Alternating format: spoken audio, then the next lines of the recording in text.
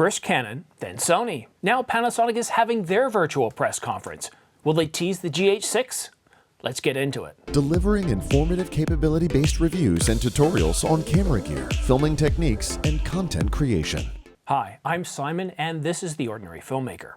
If you're new here, please like and subscribe as it really helps my channel grow. And all the links to everything I talk about in this video, I've placed in the description down below.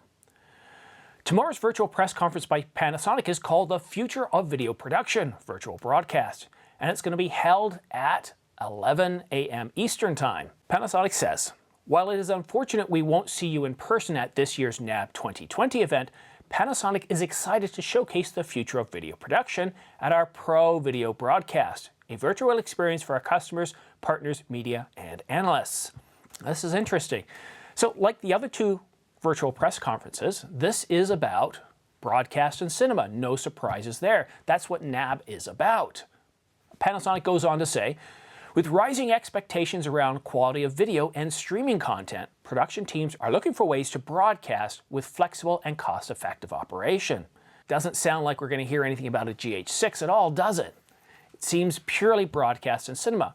So let's take it, before I go further and give you a little nugget, that's what Canon's was supposed to be about. Well, right at the end, and yes, Canon did cover the cinema broadcast. They covered, or they introduced the C300 Mark III, but they also teased a little bit about the Canon EOS R5. This was the first time they talked about the EOS R5. This time they gave a little bit more detail about the video specifications. Sony, on the other hand, took a completely different route. They just focused on what they were going to do at NAB. They didn't tease anything. They didn't take the gauntlet from Canon and thought, let's tease about our alphas that are coming up. No, they just focused purely on cinema. And it was pretty evident what followed next. People were very disappointed. They were frustrated. A lot of Sony fans were upset. I was a little disappointed myself. Why couldn't they have at least teased something? At least say something is coming up. They didn't. August of 2019, they said they're working on the development of the A7S III. Why couldn't they have teased a little something? So I wonder if Panasonic paid attention to that. I wonder if Panasonic has teased about the GH6. Well, is this just about broadcast and cinema? Well, let's take a look at what's on the agenda. So Panasonic has these three items on the agenda. Here are conversations around industry trends and challenges impacting live, remote, and news production. Learn about Panasonic's latest announcements to solve these challenges. And this last nugget here, and this is where I think this is an opportunity for us to get in there, engage in Q&A with Panasonic experts. I really like that one. Engage in QA with Panasonic experts. If we can get in there, attend this conference, ask them about what's happening with the GH6, is it coming out? Last year, they came out with the S1 line, the S1, the S1R, and the video focus S1H.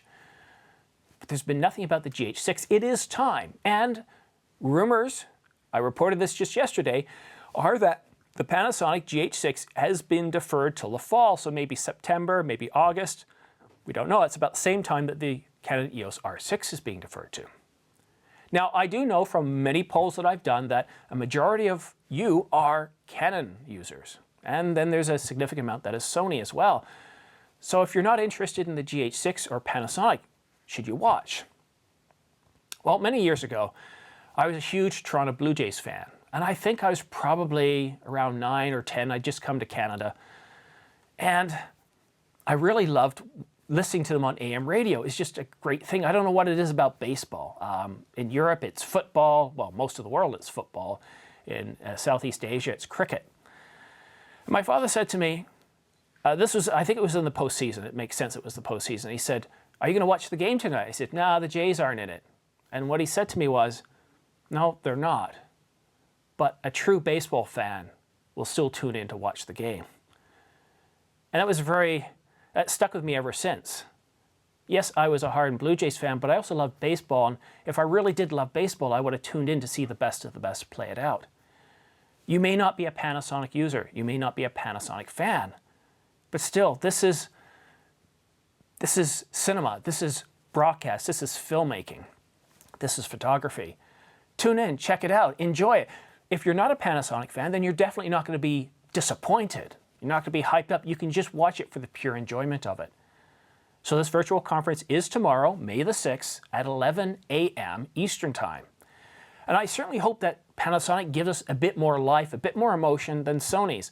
I understand that things in the world right now aren't all that rosy and cheery, and I think this is a time more than ever where we need to have things that are a bit more rosy and cheery. And that's what I try and do with my videos. I try to forget everything that's going on in the world and deliver videos to you that are informative, that are thought-provoking, and I'm trying to engage you a little bit more with a bit more humor. And I know that I'm not the best at it, but I've gotten a few comments saying I'm overly excited, and I think that's a step in the right direction. I'm not here to be stiff. I'm not here to replicate Tom Brokaw or Walter Cronkite or the real pros of broadcast news where they all but let a little smile out once in a while.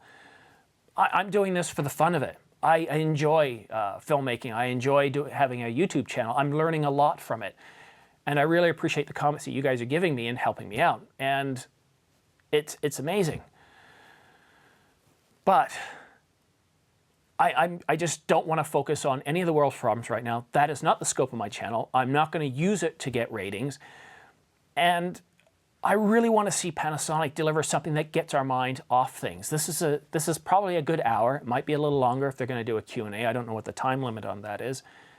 But let's get our minds off things. Panasonic produces really amazing broadcast and cinema cameras.